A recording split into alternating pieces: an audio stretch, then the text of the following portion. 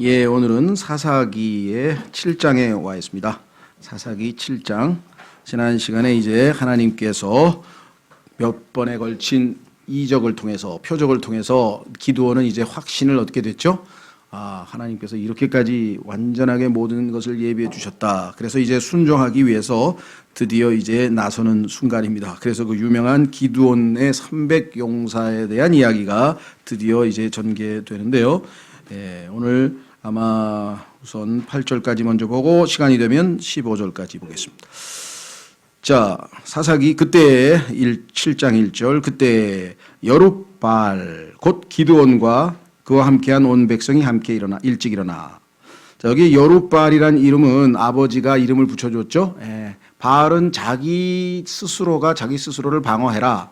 뭘 남의 도움을 받느냐, 네가 신이면, 뭐 이렇게 조롱하는 이름인데 자기 아들에게 그 이름을 붙여줬어요. 그러니까 사람들이 여룹발이란 사람의 이름을 부를 때마다 발은 조롱당하게끔 하나님께서 참 재미있는 일종의 조크를 하신 것 같은데요.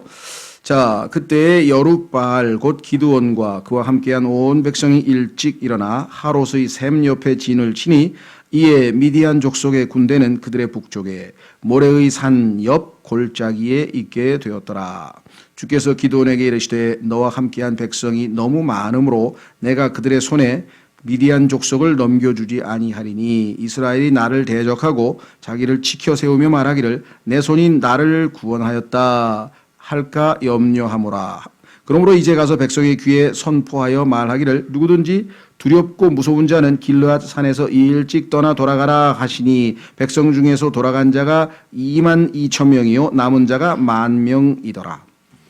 자, 32,000명의 군대가 모였습니다. 그런데 하나님께서 이렇게 많은 숫자가 가면 자기들이 전쟁에서 이겼다고 할 거 아니냐. 그러니까 너무 많으니까 돌려보내라. 그런데 1차적으로 누구를 돌려보냈냐 그랬더니 겁이 많은 사람, 전쟁 나가는데 무서운 사람, 그런 사람 빨리 집으로 돌아가라 그래라. 그랬더니 20,000명이 집으로 돌아갔습니다. 그래서 12,000명이 남았네요. 그렇죠? 22,000명이 나가고 22,000명이 떠나고 10,000명이 남았네요. 10,000명. 이 10,000명은 바락이 전쟁 나갈 때 있었던 군대 수와 같은 숫자네요. 그런데 실제적으로 보면 많은 숫자가 아니에요. 어떻게 할 수 있는가? 8장 10절에 보면 상대방은 13만 5천 명이에요. 자, 보세요. 8장 10절. 8장 10절에 보면 상대편 이 미디안 군대는 이제 세바와 살문나가 자기들과 함께한 군대 곧 동쪽의 자손들의 모든 군대 중에서 남은 모든 자들 15,000명가량과 함께 갈골에 있었으니 15,000명이 남았는데 벌써 12만 명이 죽은 때에 이때는 벌써 여기 써 있죠. 이는 칼을 뺀 자 12만 명이 쓰러졌기 때문이더라. 그러니까 총 13만 5천 명이 쳐들어왔죠. 그런데 3만 2천 명이면 4분의 1밖에 안 되는데 어떻게 하나님은 많다고 하실까? 우리하고 셈법이 다르죠. 아니 지금 우리는 3만 2천, 저쪽은 13만 5천. 그러면 우리가 4분의 1밖에 안 되는데 전쟁에서 숫자가 적은데 왜 하나님은 너무 많다고 하셨을까? 그 이유는 하나님이 설명하셨죠? 뭐라고 설명했나? 우리 읽었습니다. 다시 돌아옵니다. 7장에 보니까 하나님께서 인간의 마음을 다 아셔요.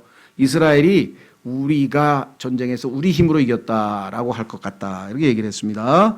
자, 2절 뭐라고 얘기했나 보십시오.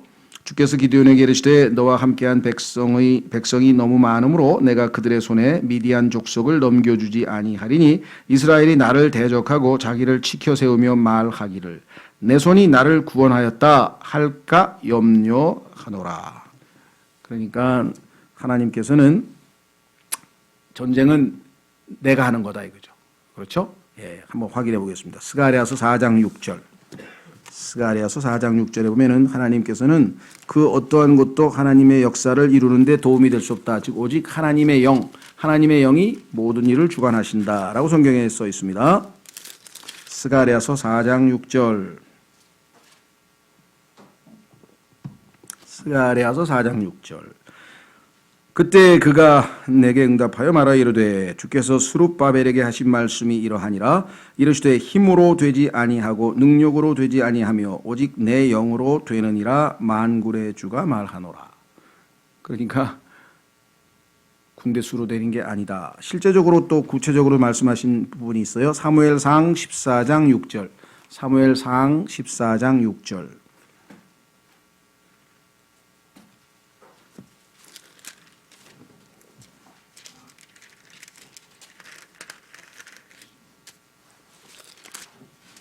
사무엘상 14장 6절.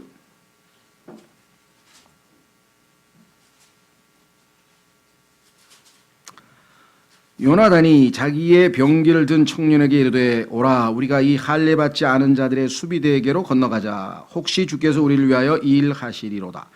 많은 사람으로 구원하시든지 혹은 적은 사람으로 하시든지 주께는 제약이 없느니라 하니. 그렇습니다. 군대 많고 적음에 따라 전쟁에서 이기고 지는 것은 인간 생각이고요.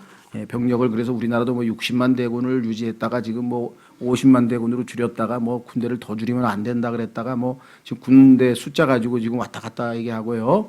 중국이 세계에서 제일 많은 군대를 보유했으니까 중국이 제일 센 것 같은가? 과연 그런가? 하나님은 셈법이 다르시다라고 했습니다. 오직 주님만을 신뢰할 때에 이긴다라고 성경에 써 있습니다. 주님을 신뢰하면 주님이 성경에 따르면 용사, man of war. 주님은 용사십니다. 전쟁의 사람이기 때문에 전쟁에 능하신 분이라고 했거든요. 싸움에 패배하시는 적이 없으신 분이라고 성경에서 하나님이 자기 자신을 소개했습니다. 따라서 하나님을 의지하는 것이 진정한 승리의 비결이다 그랬습니다. 여러분들 사무엘하 24장에 나중에 찾아보시면 거기에 아주 유명한 사건이 하나 있었죠. 그게 뭐냐? 다윗이 이제 많은 전쟁에서 승리해서 국가가 튼튼해졌습니다. 그래서 이제 정말 그 당시에 그 지역에서는 최고의 국가가 됐어요. 그래서 가만히 탁 생각해 보니까 하루는 야, 내 부하가 몇 명이나 돼? 우리 백성이 몇 명이나 될까? 해가지고 자기가 정복한 모든 지역의 백성의 숫자를 씌워오라 이렇게 해서요. 성경에 보니까 마귀가 충동질을 해서 하나님 앞에 범죄하였다 이렇게 돼 있어요. 왜? 마음이 교만해졌으니까. 그 전쟁에서 하나님이 다 승리케 하시고 은혜로 이겼는데 이제 병력 수도 많아지고 군대 수도 많아지고 사람 수도 많아지니까 내가 지금 몇 명이나 다스리고 있는지 한번 좀 보자 하고 세상 말로 폼을 잡았는데 그 폼 잡을 일이 아니죠. 그래서 하나님께서 이런 교만한 녀석하고 벌을 주셨다고 성경에 나온다 이 말이에요. 교만은 패망의 선봉입니다. 그래서 정말 호되게 7만 명의 그 사람들이 재앙, 다시 말하면 그 병에, 질병, 전염병에 걸려가지고 다 하나님의 징계로 죽잖아요. 그러니까 다윗이 내가 죄를 지었는데 왜 백성이 죽어야 합니까? 하고 또 막 하나님 앞에 이제 회개해서 하나님께서 멈추시고 이제 아라오나라고 하는 사람의 타작마당에서 하나님 앞에 속죄물을 바치라. 그래서 이제 그 재앙이 끝나는 사건이 나오는 걸 보면 사람 수를 의지한다든가 인간을 의지한다든가 이것이 얼마만큼 하나님에게 기분이 별로 안 좋으신가 그렇잖아요. 의지할 분이 따로 있지 신뢰할 분이 따로 있지 어디 인간의 성경에 보니까 인간은 이사야서에서 코로 숨을 쉬는 존재인데 따라서 코에다가 숨 쉬는 구멍만 막으면 금방 죽는 어리석은 그런 존재라. 코로 숨을 쉬는 자를 왜 의지하느냐? 그건 군대에다가 숫자에다가 명단에다가 올릴 자격도 없어. 그런 사람은 하나님 군대 명단에는 올릴 자격도 없는 자들이야. 실제로 전쟁에 왕을 죽일 때 보니까요 푹신푹신한 솜에다가 물을 적셔가지고 주무시는데 왕이 떡 덮어놨더니 한 2, 3분 있으니까 벌써 갔어. 조용히 갔어. 왜? 숨을 못 쉬니까. 그런 나약한 인간을 뭘 의지를 하고 하느냐. 하나님께서 말씀하셨잖아요. 그렇죠? 따라서 우리는 주님만을 신뢰하는 그리스도인이 되어야 되겠다. 그랬습니다. 자, 하나님께서 신뢰하시는 전략은 뭐냐? 첫째, 이 두려운 자, 전쟁 나갔는데 두려운 자는 다 보내라 그랬습니다. 신명기 20장 8절. 율법에도 써 있어요. 그 다음에 군대 전쟁에 나가기 싫으면 하나 비결이 있어요. 그게 뭐냐? 장가를 가는 거예요. 그럼 하나님께서 부부가 재밌게 한 1년은 살아야 되는데 전쟁에 나가면 잘못하면 죽으니까 빼줘라. 야, 정말 그런 하나님이 이 세상에 어디 있어요? 이렇게 자상하신가? 이스라엘이 추수를 하는데 추수를 하다가 자꾸만 땅에다가 그 곡식을 흘리라는 거예요. 포도도 따다가 자꾸 땅에다 흘리라고. 왜? 과부와 고아와 나그네를 내가 먹여야 되겠다. 일부러라도 떨어뜨리라는 게 일부러라도 떨어뜨려. 그런 분 보셨어요? 그러니까 정말 그런 하나님을 생각하니까 막, 우리는 얼마나 지독한데, 하나님은 얼마나 아량이 많으신가를 생각하게 되죠. 그렇죠? 자, 그래서 여기 보니까 20장 8절 보십시오. 20장 8절. 신명기 20장 8절에 또 직무 수행자들은 백성에게 더 말하여 이르기를 두려워하며 낙심하는 자가 있느냐? 그는 가서 자기 집으로 돌아갈지니 그의 형제들의 마음도 그의 마음과 같이 약해질까 염려하노라 하라. 여러분들, 이 두려움은 전염됩니다. 한 사람이 겁내면 따라서 다 겁내요. 대표적인 케이스가 성경에 보니까 10명의 정탐꾼을 보냈는데 이 정탐꾼들이 갔다 와가지고 전부 다 우리는 메뚜기 같고 막 어마어마한 거인들이 있고 우린 다 죽습니다 하고 막 그렇게 겁먹은 소리를 하니까 백성들이 막 통곡하고 우는 거예요. 이제 우리 다 죽으러 가는구나. 가나안 땅으로 들어가면 다 죽는구나 하고. 여호수아하고 갈렙 두 사람이 아니었으면 아마 통곡으로 끝나버렸을 것 같은데 두 사람이 나서서 하나님이 우리에게 주신 자들인데 가자. 그들은 우리의 밥이다 하고 막 용기 있게 외쳤는데 하나님께서 그래? 그렇게 무서우면 내가 38년 동안 훈련시켜줄게. 그래서 38년 동안 뺑뺑이 돈 거예요. 그게 광야 생활. 겁먹어가지고 하나님이 같이 가서 이기게 해준다 그랬는데 그러니까 우리가 생각할 때는 야 하나님 너무하시다고 한 번에 38년 동안이 뺑뺑이가 뭐야. 모세는요 평생 충성했는데 맨 마지막에 성질 한번 내가지고 아예 가나안 땅 못 들어갔어요. 우리가 생각할 때는 너무 하신 거 아닌가 싶은 우리하고 하나님하고 기준이 달라요. 그렇죠? 하나님의 명령을 하나님을 무시한 거 아니에요. 그렇죠? 아니 그렇게 등치가 크고 막 거인족이면 하나님이 그들은 이기지 못해가지고 하나님을 신뢰 안 하고 벌벌 떨고 울고 있어요? 근데 우리도 똑같아요. 조금 일 터지면 아이고 나 죽네 아이고 나 죽네 하고 막 그냥 입을 뒤집어 쓰고 뭐 다 세상이 다 끝난 것처럼 그냥 난리법석이야. 왜 그래요? 아 죽으면 죽으리라 죽는 게 이익이라 그랬는데 까짓 거 죽기밖에 더 하겠어? 그러면 이익밖에 더 하겠어? 그리고 나가야 될 거 아니에요. 하나님이 계신데 왜 울어 울기는. 자 그래서 여기 보시면요 주님의 전략은 뭐냐. 겁 많은 사람은 다 보내라. 그래서 그 유명한 패튼이라고 들어보셨습니까? 패튼이라고 하는 사람은요 2차 세계대전 전에 미국의 영웅인데요. 전차 기갑 여단의 여단장이에요. 이게 별 2짜리 장군인데 그냥 하늘에서 독일 비행기가 그냥 새카맣게 떠올려가지고 막 기총소사로 막 총을 쏴야 되는데 별 2짜리 장군이 나가서 권총으로 그 비행기 쏜다고 그냥 그렇게 물론 무모한 것일 수도 있어요. 그러나 그 용감함을 보고 병사들이 얼마나 그 장군에 대해서 존경을 했겠어요. 그렇죠? 2차 세계대전의 영웅인데 물론 안타깝게도 교통사고로 돌아가셨지만 나중에 참 인생이라는 게 희한한 것 같아요. 그렇게 용감한 분도 누군가의 실수에 의해서 죽기는 죽었는데 그분이 한 얘기가 바로 그거예요. 비겁함은 큰 전염병이다. 전염병이다 이게 전염병. 자 그래서 이제 3분의 2가 떠나고 32,000에서 22,000이 가버렸으니까 이제 3분의 1밖에 안 남았어요. 그렇죠? 근데 갑자기 하나님께서 뭐라고 말씀하신 거 아니? 자 다시 돌아갑니다. 사사기 7장으로 뭐라고 얘기를 했느냐? 그것도 너무 많대. 아니 우리는 지금 3분의 1로 군대가 줄었는데 어떻게 그것도 많다고 하실까? 우리 생각하고는 다르니까 하나님 생각을 지켜봐야 되겠죠. 4절 주께서 기드온에게 이르시되 너희 아직도 백성이 너무 많으니 그들을 데리고 물로 내려가라. 거기서 내가 너를 위하여 그들을 시험하리라. 하나님은 간단하게 시험할 수 있어요. 인간을 아시기 때문에 내가 누구를 가리키며 네게 말하기를 이 사람은 너와 함께 가리라 하면 바로 그 사람은 너와 함께 갈 것이요 내가 누구를 가리키며 네게 말하기를 이 사람은 너와 함께 가지 못하리라 하면 그는 가지 못할 것이니라 하시니라. 내가 선별해 주겠다 이게. 너와 함께 갈 300명의 용사를 내 뽑아 줄 테니까 가만히 기다려. 다 물로 내려가라래.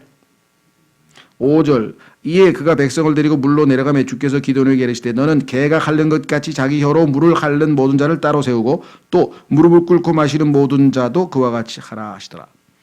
가서 지금 전쟁에 나가야 되고 지금 더워 죽겠고 그러니까 지금 전부 다 막 목이 말라 죽을 지경인데 가서 물을 마시라고 원하는 대로 물을 마시라고 시켜보는 거예요. 그랬더니 6절 손을 입에 대고 핥는 자의 수는 개처럼 혓바닥 내서 핥아먹는 거 있죠. 물 떠가 손으로 물을 떠서 핥아먹는 거예요. 개처럼 막 이런 거 있죠.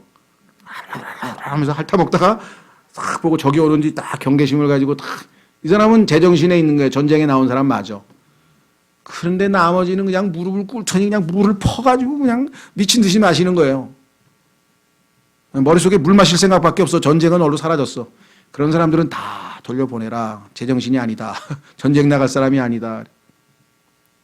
그리스도인도 그런 것 같아요. 그렇죠?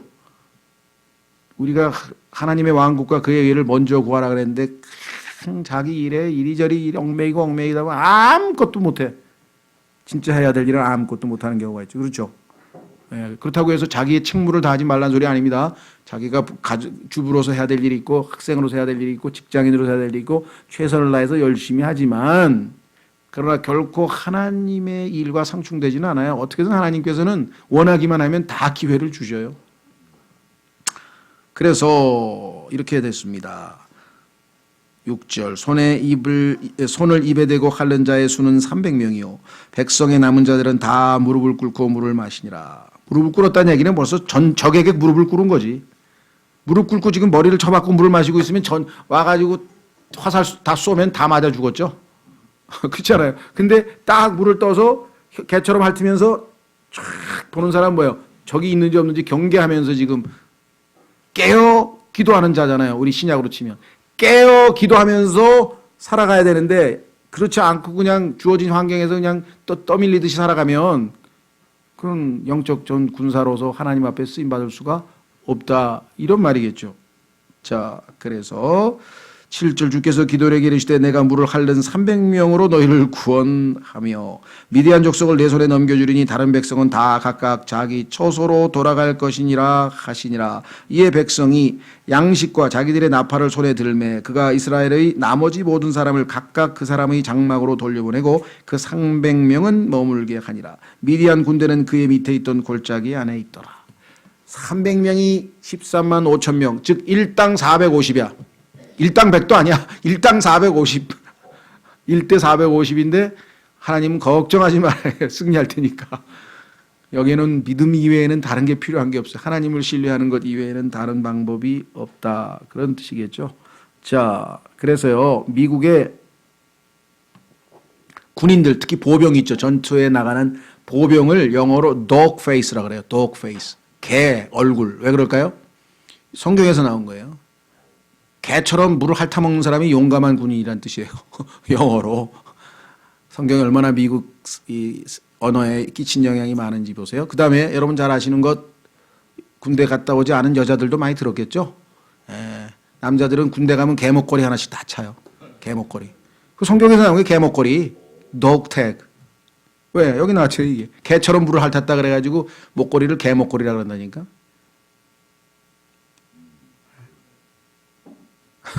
이해가 되시겠어요? 하나님은 성경에 나오는 것을 가지고 이 세상의 모든 걸 다 판단하시는 분이십니다. 자, 그러니까 그냥 눈앞에 자기의 욕망을 채우는데 급급해가지고 깨어 기도하지 아니하는 그러한 삶을 살 때는 하나님께서 다 돌려보내 너희는 전쟁에 나가면 안 되겠다 싶은 생각이겠죠. 자, 그래서 이 사람들 성경에도 보면 비슷한 케이스가 또 있어요. 요아스라고 하는 왕이 있었는데 이 사람은 이제 이사야라고 하는 그 대언자를 통해서 하나님께서 화살을 주면서 내리쳐라 그래. 내리쳐라. 왜? 하나님께서 시리아 군을 이렇게 너를 통해 군대를 구출하겠다. 그래서 기회를 줬는데 하나님 말씀을 버젓이 들었어요. 그런데 3번밖에 안 쳤어. 자, 확인해 보겠습니다. 열왕기하 13장 7절. 하나님의 말씀을 믿고 계속 7번까지 내리치면 완전 숫자 아니에요. 그러면 완전히 시리아를 물리치고 승리할 텐데 무슨 왕이 3번 치고 말았어. 열왕기하 13장 17절. 열왕기하 13장 17절.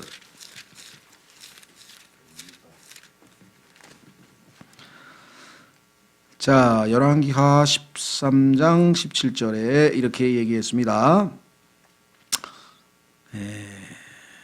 14절부터 이제 엘리사가 죽을 병에 걸려 아프게 되니 이스라엘 왕 요아스가 그에게 내려가 그의 얼굴에 눈물을 흘리며 이르되 오 내 아버지여 내 아버지여 영적 아버지라 이런 뜻입니다. 이스라엘의 병거와 그것의 기병들이여 하며 엘리사가 그에게 이르되 활과 화살들을 취하소서 하니 그가 활과 화살들을 취하니라. 그가 이스라엘 왕에게 이르되 왕의 손으로 활을 잡으소서 하니 그가 손으로 그것을 잡으매 엘리사가 자기 손을 왕의 손에 놓고 이르되 동쪽으로 창을 여소서 하니 그가 열매 이에 그가 이르되 쏘소서 함으로 그가 쏘매 엘리사가 이르되 이것은 주의 구출의 화살 주가 이스라엘을 구출시켜 주신다는 의미의 화살이다 이 말이죠. 주의 구출의 화살 곧 시리아로부터 구출을 받게 하는 화살이니 왕이 아벡에서 시리아 사람들을 치되 그들이 소멸될 때까지 치리이다 하니라. 또 그가 이르되 화살들을 취하소서 하매 그가 취하니 또 그가 이스라엘 왕에게 이르되 땅을 치소서 하매 그가 3번 치고 멈춤으로 하나님의 사람이 그에게 노하여 이르되 왕이 6번은 치셨어야만 했나이다. 그리하였더라면 왕이 시리아를 치되 그것이 소멸될 때까지 치셨으리이다. 그러나 이제 왕이 시리아를 3번만 치리이다. 4번째 전쟁에 져가지고 이스라엘이 망해버렸잖아요. 전쟁에 져버렸잖아요. 예. 자, 그러니까 하나님께서 하신 말씀을 구출의 화살이라고 해서 끝까지 내리쳐야 되는데 중단해버린 경우가 있죠. 자, 하나님 말씀을 이렇게 우리가 안 믿습니다. 대표적인 케이스가 또 있어요. 베드로 한번 가보겠습니다. 마태복음 26장. 예, 요즘에 베드로 좋아해서 피터 좋아하는 사람이 있는데 예, 베드로가 우리에게 본도 보였지만요, 또 우리에게 상당히 좋지 않은 모습도 여러 번 보였었죠. 자, 베드로 마태복음 26장 31절. 마태복음 26장 31절.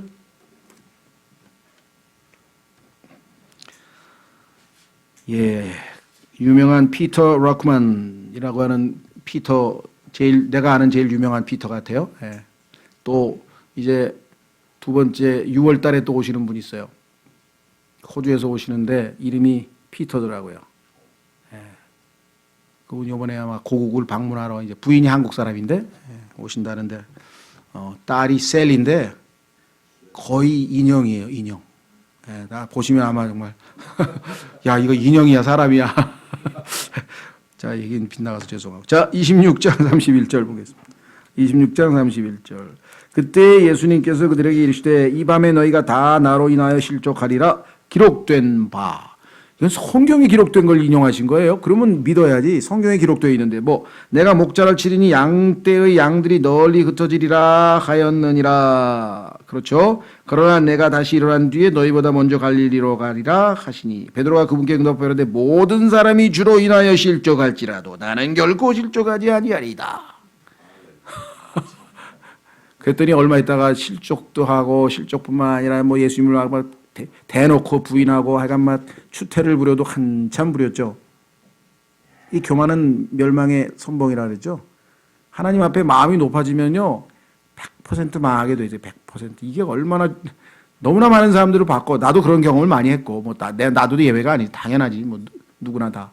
그러나 이 말씀이 얼마나 엄중한 말씀인가를 우리가 항상 하나님 앞에 깨달아야 돼요. 아니 분명히 써 있다고 예수님께서 구약을 읽었는데도 왜 안 믿어 그거를? 자기는 예외야? 아니죠. 자, 그래서 다시 돌아옵니다. 사사기로 돌아오면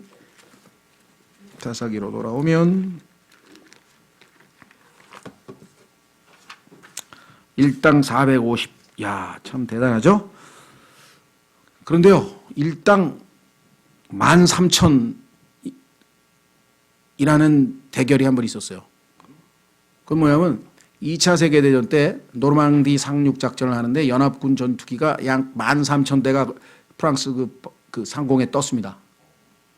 근데 독일군은 러시아로 전쟁을 나가가지고 다 떠나고 대장 호위하는 비행기 한두 개, 몇 개 남아있지도 않았어요. 근데 그 중에 그 핍스라고 하는 프릴러라고 하는 독일 조종사가 그 13,000대를 뚫고 돌아갔어. 그래서 살아나서 나중에 61년에 한 15년 전쟁 끝난 지 한 15년 뒤에 돌아가서 죽었는데, 야, 얼마나 용감하면 13,000대 가운데를 뚫고 비행을 하려고 했을까요? 예, 그래가지고 아주 뭐 세계에서 가장 용감한 군인으로 알려진 사람이 바로 이 사람이에요. 예, 하여간 참 뭐 용명에 관한 이름이 남아 있는 사람이니까 그냥 소개를 했고요. 자, 우리는 10절로 가겠습니다. 바로 그 밤에 주께서 그에게 이르시되 너는 일어나서 그 군대에게로 내려가라. 내가 그것을 내 손에 넘겨주었느니라. 이 정도면 우리가 생각할 때는 아멘 할 것 같죠? 아니에요. 왜? 그러나 내가 만일 내려가기를 두려워하거든 내 종 불화를 데리고 그 군대에게로 내려가서 그들이 하는 말을 들으라. 그리하면 그 뒤에 내 손이 힘을 얻어서 그 군대에게로 내려가리라 하시니라. 이에 그가 자기 종 부라와 함께 그 군대 안에 있던 무장한 사람들의 외곽으로 내려간 즉, 이 얘기는 기드온이 겁을 먹었다는 소리죠. 왜? 두려우면 가고 내 말을 믿으면 갈 필요도 없어. 내가 넘겨줬다 그랬잖아요. 지금 9절에 내가 그것을 내 손에 넘겨주오니라. 그러나 만일 내가 내려가기를 두려워하거든. 그래도 아직도 겁이 나면 부하 데리고 가서 저쪽에 상대방 보초들이 하는 얘기 잘 들어봐봐. 그러면 너는 힘이 나서 금방 내려갈 거야. 이렇게 자상하신 아버지를 만나야 되는데, 아버지가 그 뭐라고 표현해야 되나? 하여간 자라면서 아버지가 좀 잘못된 아버지라고 표현하면 좀 죄송하고요. 하여간 좀 그 자기를 아버지의 사랑을 못 받거나 하여간 아버지로부터 뭐 많이 얻어 맞았거나 하여간 아버지에게 하여간 힘든 일을 당한 사람들은요, 하나님을 믿는데 힘들어요. 왜 하나님이 아버지예요? 난 아버지가 별로 이미지가 안 좋은데. 그렇죠. 하나님 아버지, 그러니까 아버지라고 하는 말이 그 사람에게는 굉장히 일단 나쁜 이미지로 박혀 있잖아요. 아버지는 날 때리는 사람, 아버지는 나 욕하는 사람, 아버지 뭐 술꾼 뭐 이거밖에 안 남아 있는데, 아버지 그러니까 그게 안 되는 거예요. 그래서 아버지들의 책임이 무지하게 중요한 거예요. 아버지가 정말 좋은 아버지가 되면 하나님 믿는데도 쉽게 믿을 수 있어. 아버지, 그 좋았던 아버지, 나 사랑해줬던 아버지 하고 금방 믿을 거 아니에요. 근데 마귀가 어떻게 해요? 아버지들을 전부 술꾼으로 만들어가지고 개판 치는 아버지로 만들어놔서 하나님 못 믿게 작전을 쓴 거예요. 그게 다. 맞는 얘기예요. 제가 지난 얘기가 아니에요. 왜? 하나님 아버지가 아버지 하는 순간에 막 가슴이 미워야 되는데 기뻐가지고 아버지 싫은데 아버지 싫은데 이러고 나오면 어떡해. 그런 사람이 있더라고 보니까. 내가 아는 자매님들 중에서도 결혼을 하고 싶은데요. 난 남자에 대해서 이미지가 안 좋아요. 그러니까 우리 아버지 때문에. 그래서 아버지는 예외라고 생각하시면 안 돼요. 그런 아버지들이 너무 많아 주변에 사실은. 그렇죠. 뭐 얘기가 좀 많이 빗나간 건 아니지만 어쨌거나 중요한 거는 뭐냐, 두려워했어요. 두려워해서 이렇게 좋으신 아버지인데 어떻게 했어요? 그래서 내려가면 다 예비해놨으니까 용기를 얻을 거야. 어떻게 됐나 보세요.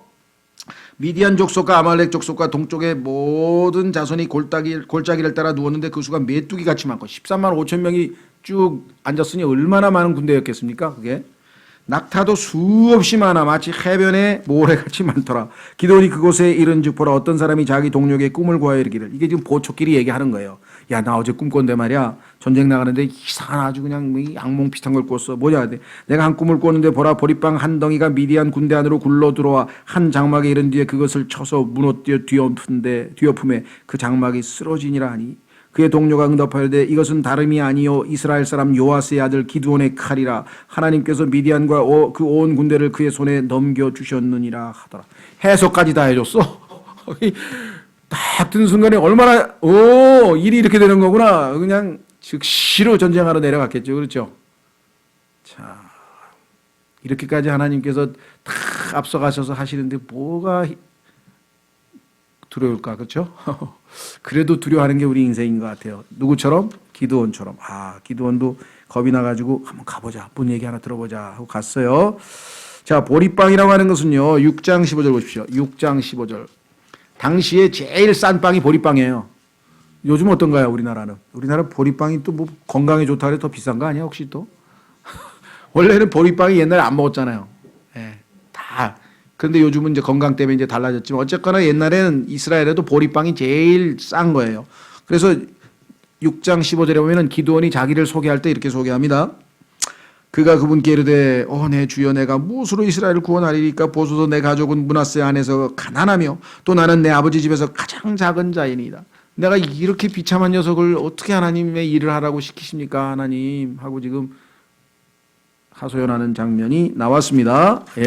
그런데 이 놀라운 보리빵, 예수님께서는 생명의 빵이라 그랬죠. 생명의 빵. 그런데 성경이 성경을 해석하잖아요. 이 빵이 뭐라고요? 기드온의 칼이래. 칼. 그런데 예수님께서는 사람이 빵만으로만 살 것이 아니요 하나님의 입에서 나오는 모든 말씀으로 살 것이니라. 그런데 그 말씀이 성령의 칼이라 그랬어. 칼, 빵, 이거 같은 거네. 그래서 요한복음 6장 30절에서 예수님께서 나는 생명의 빵이라고 자기를 소개했는데 계시록 19장에서 내려오실 때에는 그분의 입에서 날카로운 칼이 나오더라. 말씀이 나오는데 칼이 나오더라. 말씀, 칼, 빵. 성경이 얼마나 일관성 있게 정확하게 말씀하고 있는지 놀라우시죠. 그렇죠? 예. 자, 그래서 이 사람들은요, 전쟁도 하기 전에 완전히 사기가 꺾였어요. 왜? 지금 꿈 얘기가 지금 쫙 퍼져가지고 13만 5천 명이 벌벌 떨고 있어요.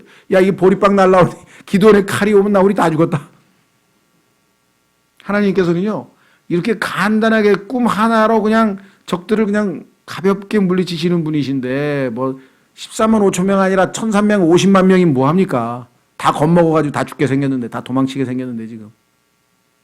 그렇죠. 우리 주변에, 아이고, 우리 집은 나는요, 나 주위를 둘러싸고 있는 사람들이 전부 다 원수예요, 원수. 여러분, 원수 몇 명이 한번 세어보세요. 13만 5천 명 되나요? 예? 예. 아무리 많아도, 아무리 원수가 많아도 하나님이 계시면 다 이겨낼 수 있어요. 그렇죠. 예, 그래서 지금 놀랍게도 하나님은 간단하게 이들의 사기를 꺾어 버렸습니다. 그러니까 하나님과 함께하면 우리는 항상 승리한다. 더더군다나 해석은 하나님께 있나니 성경 꿈까지 해석을 또 명쾌하게 해주셨어요. 더 이상 변명도 없어 그냥.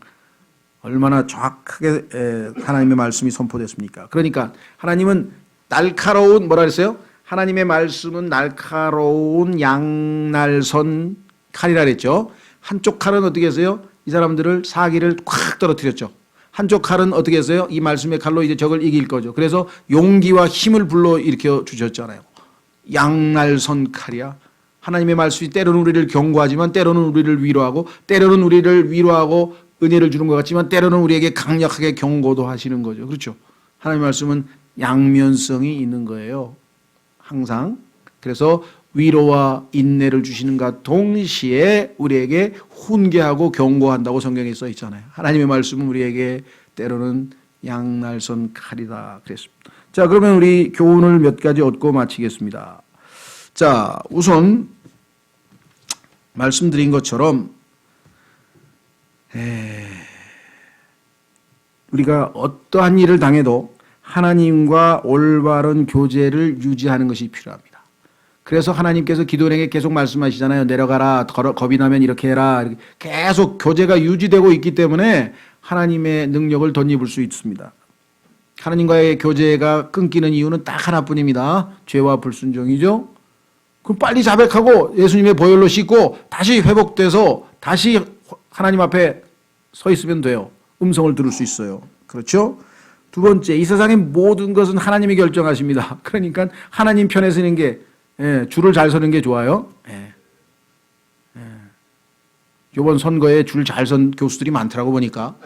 야, 어느새 그 박 대통령 뭐 이렇게 지원하고 참모로 있던 사람들 중에서도 어느새 보니까 무슨 분에게 가서 줄 다 서 있더라고. 그래서 이 세상에선 저래야 먹고 사는 거구나.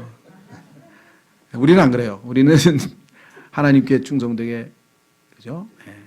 자, 그래서 모든 것은 하나님의 축복에 달려있고 하나님의 결정에 달려 있습니다. 하나님 편에 쓰는 것입니다. 그래서 그 유명한 밥 존스 시니어라고 하는 정말 아주 훌륭한 복음 전도자요 위대한 미국의 목사 한 분이 뭐라 그러냐면은 하나님과 그렇죠? 한 사람만 있어도 하나님과 함께하면 그 사람이 다수라 그래서 그 사람이 다수라. 소수가 아니고 다수라.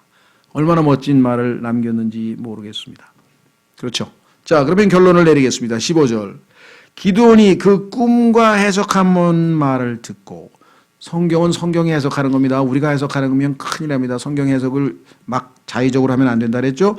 기드온이 그 꿈과 해석하는 말을 듣고 어떻게 했어요? 반응이 경배하며 이 하나님은 내가 무릎을 꿇고 드높이고 영원토록 찬송하셔야 될 그런 분이시구나. 하나님 영광 받으소서 하고 경배를 한 거예요. 이렇게까지 하나님이 모든 걸 주관하신 걸 알고 하나님이 얼마나 자상하시고 얼마나 철저하시고 그 하나님에 대해서 알아버린 거예요. 그러니까 그냥 하나님 앞에 무릎 꿇고 하나님 경배 받으소서 하나님 위대하십니다. 하나님 앞에 그냥 온갖 고백을 한 거예요. 왜? 그것밖에 없잖아. 하나님 앞에 우리가 해야 될 일이 뭐예요? 경배 아니에요. 이 시대도 마찬가지예요.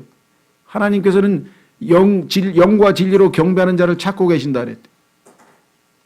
너무나도 사람들이 하나님을 몰라. 하나님을 알면요, 여러분과 제가 두려워해야 될 이유도 없고요, 겁먹을 이유도 없고요, 괴로워할 이유도 없고요.